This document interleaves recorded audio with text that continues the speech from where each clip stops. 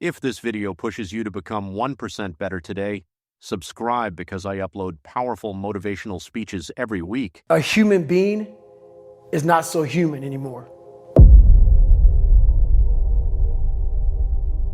We have the ability to go in such a space if you're willing to suffer, and I mean suffer. Your brain and your body, once connected together, can do anything. I went from this piece of kid who thought he was dumb, not successful, insecure, who stuttered when I first saw somebody, to a person who can now do all these things just because I now control my own mind. And I don't care. A lot of people say they don't care. But they do. They care like a motherfucker. My son says, I don't care. And every time he says it, I don't care, it means he cares. It means he cares. Yeah. First thing in the world. Like, people think that the races I did in the military broke me. I was broken way before then. Numerous health problems before I even got in the military. Really? Numerous. I'm talking about, like, you're talking about like sickle cell. Yeah, I remember that. Twisted body from all the stress I was under as a kid. There's a lot of different problems. Thyroid issue, adrenal issues, all kind of That you had when you were young? Yes. Okay. And so then they got magnified as I got older. So I would go to the start line of a race, like Badwater, the 135-mile race to Death Valley. No one knows this. But if you go back, and there's videos of me out there, Google David Goggins' first video, or first Badwater race, you will see black compression tape on my ankles. I had broken feet at the start line of a 135-mile race. Your feet were broken? Broken. And if you go back, you will see, as I'm finishing the race, you will see this black compression tape floating behind me. I went to the start line of that race. I trained for that race with broken feet. And I don't talk about a lot, because what happens is normal people with normal minds can't understand that. So then you become a liar or this and that. But now I got to the point in my life where I'm like, you can go yourself, dude. If you don't believe it, go ahead. But I don't talk about a lot, because I know what I've done, and I know what the mind can do and where it can take you. I've experienced it over and over, and my mom has seen it over and over and over again, to the point where it's almost like I can't even believe sometimes, but I'm willing to go there.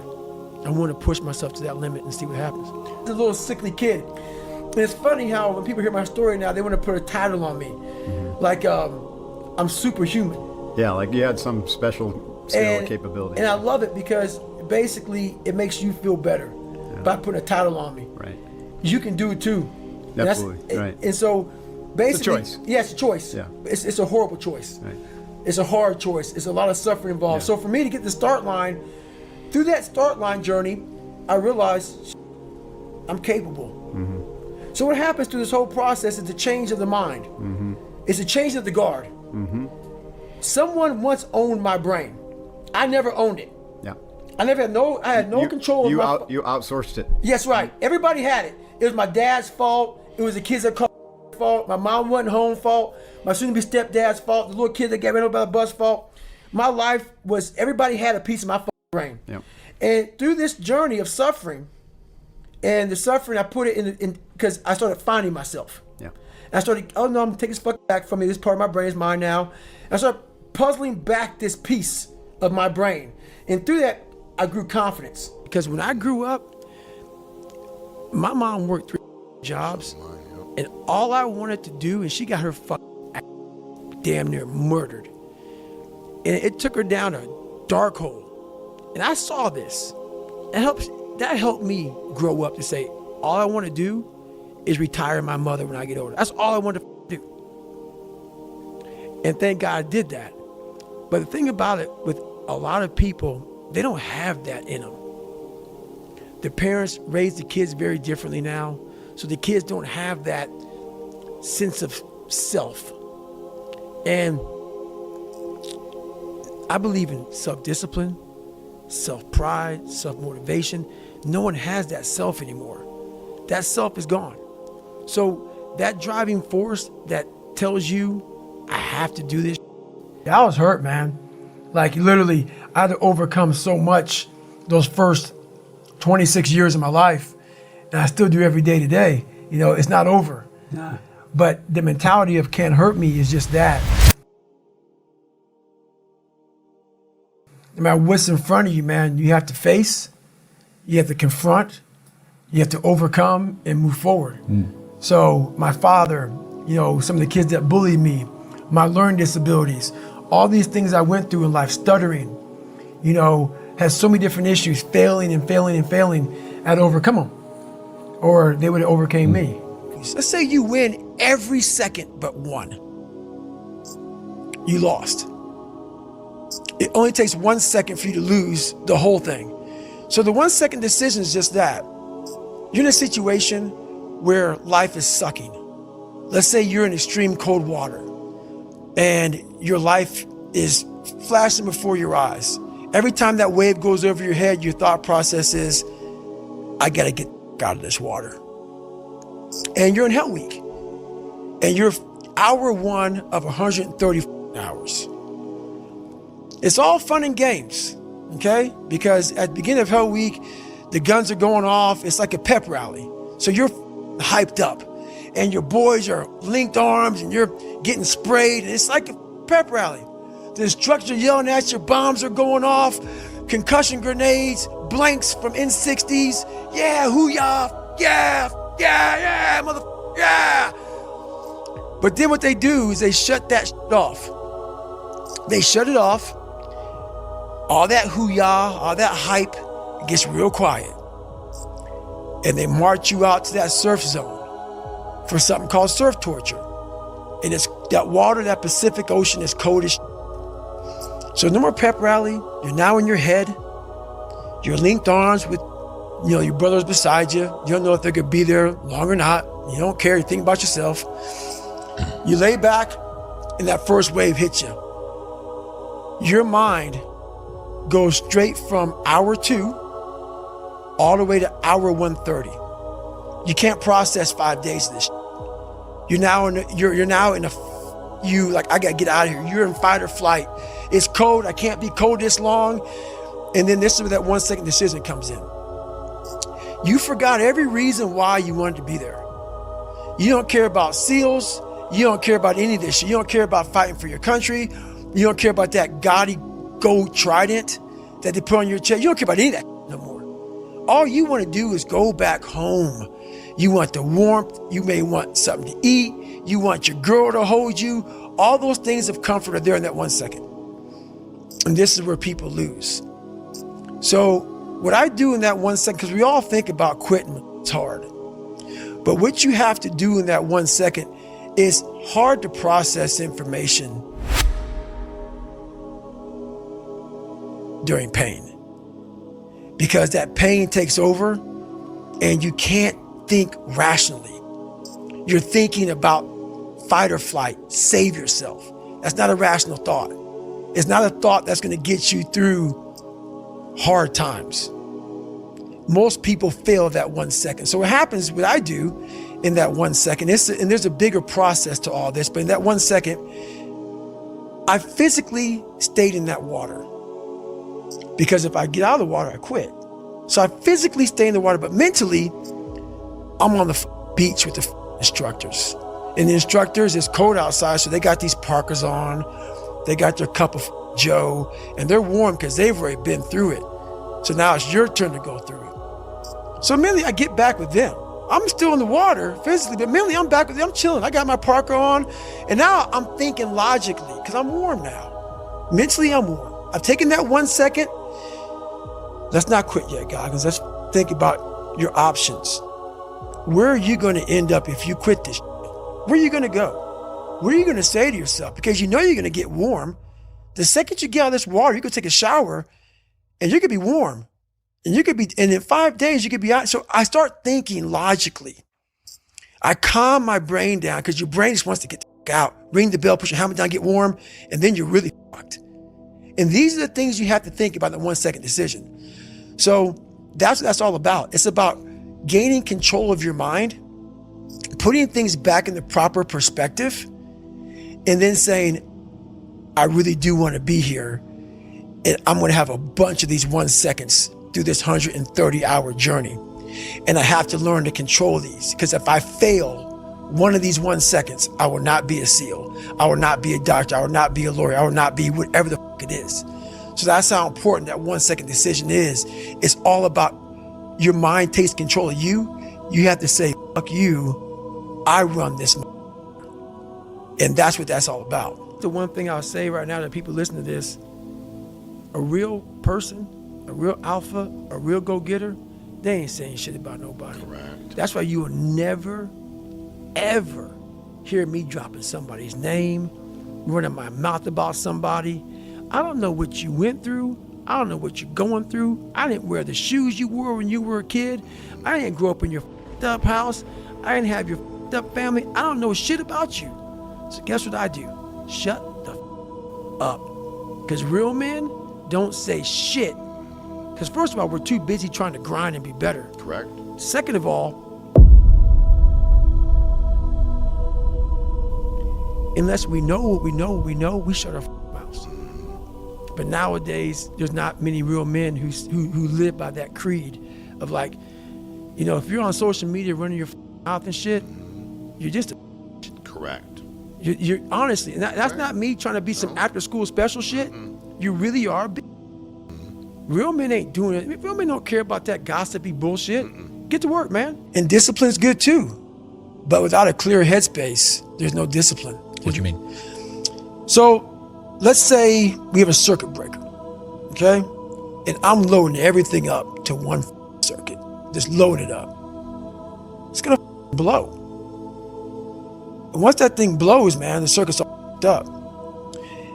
You gotta have each thing plugged into the right spot, like a crowded garage.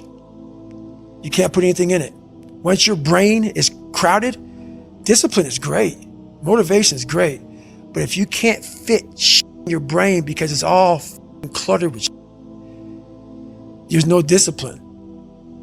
You may have it sometimes when it fits in that crowded garage of your mind, but you don't have the consistency that you need to have with that discipline. Believe in yourself beyond, without a doubt.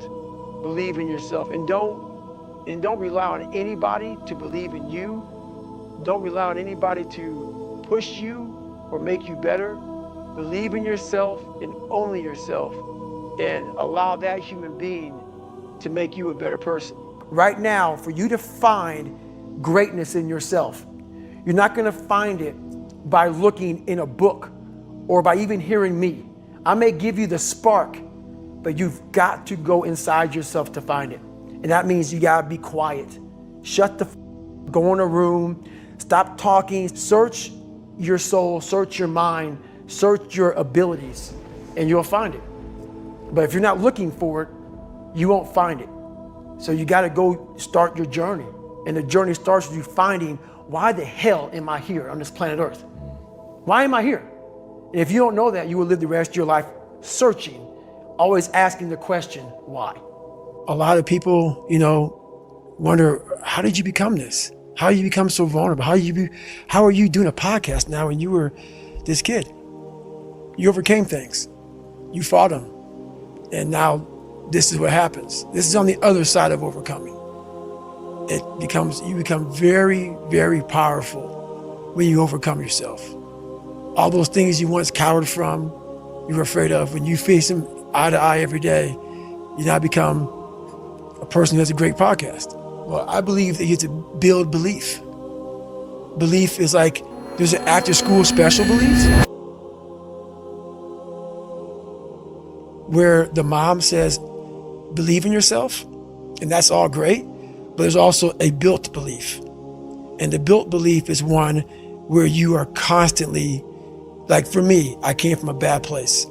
How I build belief is through the daunting tasks I put myself through. So that's proof positive that I can.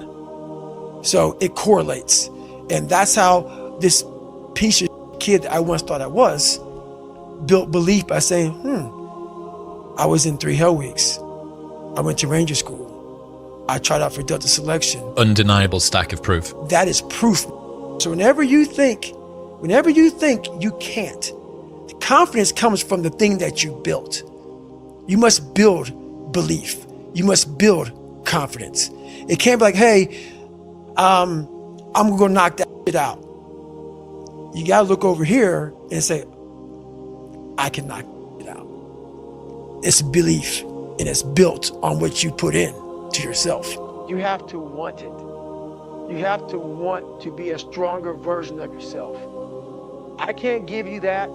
That's something that you have to want. You have to have a desire and a hunger and a dog in you that wants to become a stronger human being. You have to be very aware of the conversation you're having while you're doing it, because your mind chooses the path of least resistance. Your mind has the ultimate tactical advantage over you. It knows what scars you. It knows your fears. It knows your insecurities, and it protects you. Which is why I talked about the 40% rule in my book. The 40% rule is all about the brain has the tactical advantage over you. It knows, and it keeps you away from all that. That's why it says don't jump out of an airplane. Don't go in the ocean where there's sharks. It's a protective mechanism. Don't go back to the place where your dad beat the shit out of you in your mind. Don't go back. The brain protects you, but protects you so much it doesn't allow growth. And he says you have less than 3 months to lose 106 pounds. I'm like, that's fucking possible. So that was my mindset. But I was like, hey, I can't have that kind of mindset. So I went into the dungeon and started using all my insecurities as strength. Instead of looking at being bullied and my dad messing me up and all this stuff like that, I looked at it as, who could have survived all this and still be here with the opportunity to go to Navy SEAL training? And so I started using all these negative things and started flipping everything on top of his head. Instead of saying, woe is me, kicking rocks, head down in the dirt, I started saying, there's not a on the planet who would have this opportunity coming from where I came from. They would be a statistic. Yeah. So I started looking at it as power versus like big time defeat. And slowly but surely, every day, I started changing the voice in my head, because the most important conversation you will ever have is the one you have with yourself. Yeah. So I slowly started changing that internal dialogue in my head. And there wasn't no like teacher, there was no shrink, there was no mom saying, hey David, you can do it. No, it was right. Me. And that was where the power came from. The power came from, no one's helping me, no one's coming back to save me, no one's coming back to pull me to the finish line. This is on you. So I saw a lot of power in the fact that if I change this around, I did this. Champions are broken. I was like, huh. He's like, people look at champions and try and find something that champion has that they don't have. And he's like, but it's not that at all. He's like, they lack something everyone else has, which is an off button. They just don't stop. And at the end of the day, like, if we're optimizing for outcomes, then the most broken person will win. The person who has the absolute biggest, desire for achievement, the absolute biggest fear or pain that they're running away from, and the hardest impulse control. Now, impulse control, most people would agree is a good thing. The other two, not as much. And so, what are we optimizing for? What problem are we solving? It's my favorite. It's probably the number one most frequently asked question that I ask to our portfolio companies whenever we're about to do anything, which is, what problem are we solving? If the problem that we're solving is that I want to be content, well, there's a lot of ways to do that. You don't need to do all these other things. If the problem you're solving is that you want to be the richest man in the world, well, you're going to have a lot of superiority complex. You're going to have a lot of crippling insecurity, and you're going to have a lot of impulse control, and you're going to have to wait a long time. I think what a lot of people don't get, myself included when I was earlier starting, is people don't get the amount of volume that it takes to be successful, right? Like, I'll tell you, I had a different conversation the other day. So a good friend of mine, very successful, and like to the B level successful, right? And so he had a conversation with me. He's wanted to start building a personal brand just because he wants to give back. And he was like, dude, why? He's like, your stuff just crushes compared to mine. Like, what am I doing wrong here? And I gave him a couple tips. And then he was like, well, how much content are you guys putting out a week? And I was like, I think we're at like 350 pieces a week. And he just like, he looked at me and he was like, thank you for resetting my minimum standard. And because he's an experienced entrepreneur. And so he could immediately translate that into what he needed to hear, because he was like, me with my one a day. He's like, I think it's significantly less reasonable that I expect to have your outcome with 1/30th of the level of volume that you're putting out. You know, girlfriend breaks up with you. Okay, then you go into work and you sulk because you're distracted, and then you don't do the same level of effort and you're not enthusiastic. And then all of a sudden your work suffers and you get put on a PIP or you get fired. And then now you're fired and you don't have a girlfriend, and then you start gaining weight and you stop going to the gym. And all of a sudden you're like, man, bad things happen in threes. It's like, no, bad things happen all the time, and they only become interrelated if you let it affect your behavior. And so I think the equal opposite of that is thinking, okay, this bad thing occurred. What can I do to decrease the likelihood something else bad occurs in the meantime? And then boiling everything down to activities or the actions that I have to take. And I think about that actually a lot, which is how, like, if you think about from the power perspective of, okay, something bad happens, how much would it affect my behavior? Well, the person who's indestructible would have something terrible happen and then nothing would change. And I love that. Or they'd get better. Exactly, yeah. The only thing that you can do is win so big that all of them constantly compare themselves to you, and then you'll forget they exist. And that's when he said, success is the only revenge. He's like, it's not the best revenge. He's like, it's the only one. There's no other revenge, because everything else is petty. Everything else does show that you were thinking about these people all day long, which means they win by default. He's like, all you can do is think about your goal and winning. He's like, and when you win, that's when you become so big that they shrink into irrelevance. You cast a shadow that no one even can see them behind you. People who are most successful, a lot of times, it's not that they necessarily have more willpower. They find other ways to reward themselves. And so he's like, the more skills you have, the more ways you have to reward yourself. And so somebody can extend how long their time horizon is because they do gamify it. So people who don't have the skills of figuring out ways to reward themselves in the meantime can't make it the whole way. But that's like when you're doing cardio and you're like, okay, it's 5 times 5 to get out of here, right? You create micro games within the longer game to keep yourself going. If you want to achieve a goal, you're either going to have to accept boredom or pain. And the bigger the goal, the more of both you'll get. When I started my gym, I actually lived with 6 other people in one house. The thing is like, I was doing that when I was making like 20 grand a month take home. There's always trade-offs. And the trade-off for me of living in that condition was that I could invest in the dream and build the business that I had at the time. Now I could look back because I ended up losing everything, a few years later. You get this negative cycle of like, all of that suffering was for nothing. But it wasn't for nothing because I learned all these skills along the way. You also can't operate from the perspective of like, I might lose it all in the future, which means everything that I do today is not worth anything. Because like, you're gonna lose 100% of everything the moment you die. So trying to say that you might lose something in the future is a reason not to do something is ridiculous. You're gonna lose everything at some point. You cannot wish for both strong character and an easy life because the price of one is the other. When I think about pain, I think about what thing am I paying for right now? And is that thing something that I want? And if so, it reframes the pain as the price of the thing that I want. One of the things for people who are not where they want to be is that they have pain, like oodles of pain. And I remember when I was starting out, I was looking for passion. I was looking for purpose. I was like, I just want to find something that I'm motivated by. But it's the cat and the cheese. It's like we're looking for cheese, but we have all these cat behind us, and all we have to do is look and remember that they're behind us and chasing us. And so if you have the cat and you're staying in your current situation, you're being used by the cat. Right? You're being used by the business owner who, it doesn't treat you well and is, and you're in this job that you don't really want to be in, right? Or you're being used by the situation or the context of the relationship that you're in with the girl that you're like not that into, right? Versus saying like, this is terrible. And because of this terribleness, I now have something that I can run away from. And then like, rather than not looking at the knife or trying to take painkillers to not feel the pain, it's like completely sobering up, taking the knife and twisting it in your own heart and being like, I'm going to fucking do something about this. And I think that's what the heroes, like if we're heroes in our own story, it's not avoiding pain, it's choosing from the very beginning, the alchemy, which is like, you have these terrible situations. It's like, and you have the opportunity to turn them into magic and skip or shortcut all the growth you're going to have in a really short period of time simply by twisting the knife and being like, I'm going to do something about it. Most of the pain that people experience is purely in their own minds. There's this line that I heard David Goggins say, I'm David Goggins, bit.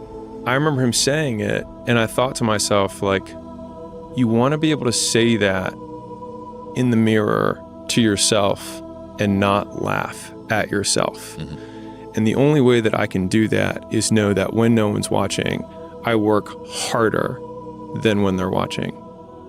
And thinking about it like that has given me this persistent and ever-present scorecard or third party that's like, no one's watching, which means now you have to work because otherwise you're full of shit. If you suffered from racial inequality, if you suffered from gender inequality, if you suffered from being born in Bangladesh, if you were abused your entire life, you would be completely justified in the fact that you are not achieving the things that other people who didn't have those disadvantages have achieved. And I say this as a white guy who was born in America to a doctor father. I understand that. But to the same degree, you have the opportunity that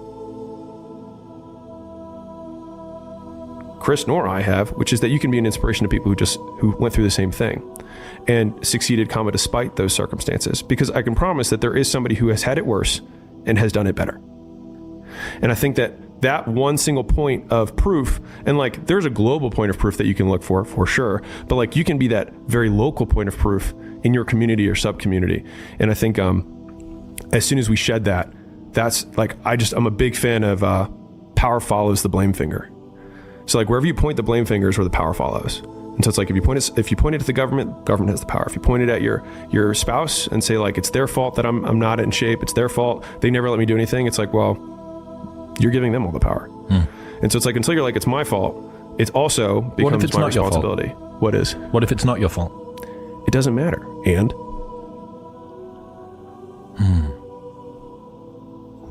like I can't run marathons because I lost my leg at birth. And either you can just never try, or you put the metal thing on and you do it anyways. You have nothing to lose. And that means that you can take lots of risks very quickly and end up in the exact same position you are, which is nothing. And so if you eliminate downside, it should decrease your action threshold, meaning you should be able to do more things faster rather than do fewer things because you don't have a great life or things going for you. And so I think if people flip that, a lot more people would take action because they actually realize the advantage of their position. If you've ever been so drunk that you're throwing up and you think to yourself, man, I'm probably not going to remember this. The good news is that once you do succeed, that terrible period of vomiting or whatever the difficulty is that you're going through, it'll actually compress in your mind. And so as difficult as it may seem in the moment, it actually doesn't stay with you. All you'll have left is the thing you accomplished. You won't remember the work that it took to get there. There'll be a significant discount on the punishment you endured.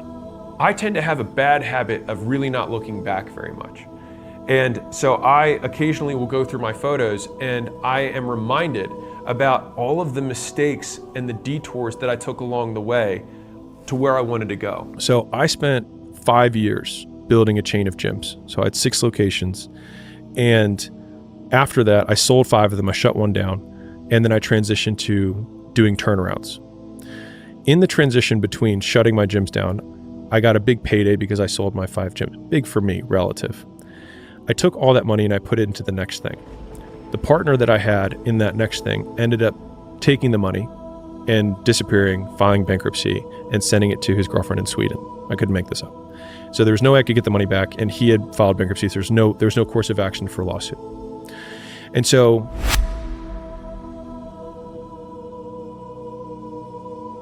a lot of people would probably go through that mental situation and think, and I went through this, was thinking, I just wasted the last 5 years. Like I literally started a chain, built, like put everything into the second location, put everything in the third location, the fourth location, fifth, it kept going, right? I kept doubling down, and then I get my big payday and I put it all on black, and then it disappears with one spin of the roulette. And so here I am, and I'm like, I have nothing to show for the last 5 years of work. But then in the next 12 months, I made more money than I'd ever made in my entire life up to that point. The 5 years I made I made more profit the next 12 months than I made in the last 5 years, times like 5. And it was because, and this is only, I was only able to realize this in retrospect, which is why I'm sharing it, which is that the thing that was the outcome of those 5 years was me and the skills and the experiences that I possessed through going through it. And so whatever the next mountain that you're trying to climb is, of course it's going to be higher, but it's going to require you to go through the smaller mountains to get to that point. So, because the more able you are, the more able you realize you can become. And you will get way bigger outcomes from the things that you had, like the path that led you here, than you think you can. That's why since that moment where I lost everything, and then I was able to make more in the next 12 months, I realized that no work is wasted because I am the output of the work, not the outcome. And that was one of the biggest frame shifts for me in never thinking that work is wasted, because the more I work, the bigger my work ethic, the more my work capacity increases.